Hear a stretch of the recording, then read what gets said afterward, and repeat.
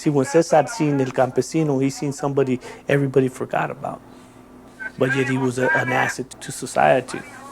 He worked the agriculture fields. He united the campesino, united farm workers. We united as farm boys behind the wall.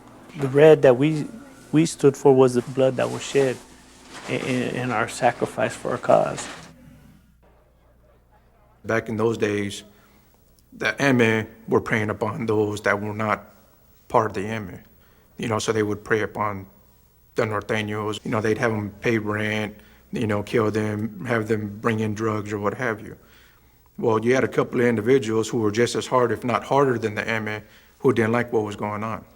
So then they decided to create the NF. At first, the NF, Nuestra Familia, was purely a prison gang. They wrote a constitution outlining their cause, borrowing from the message of Cesar Chavez, but ignoring his commitment to nonviolence. They stood for unity, education, and protection. Nuestra Familia had a military-type background. A lot of them had been in Vietnam, and they brought that military structure with them to their new organization, the Nuestra Familia. And they had a general, and they had captains, and they had right down to what they called soldados, they're soldiers. Police officer George Collard organized a gang task force to investigate the Nuestra Familia.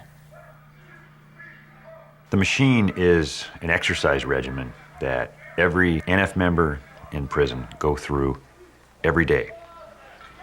Soldiers in the Army, when they train together and go through really tough times together, it brings them closer together. One of the main things that people got to understand out there is that in order to have an organization run, you got to have discipline. So a lot of these old timers, they instilled this discipline. And then when you got discipline, you start instilling respect and you start getting loyalty.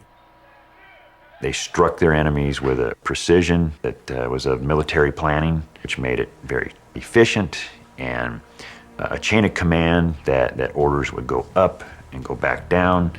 And it really took the California Department of Corrections by surprise. I mean, it was a violent time in the CDC.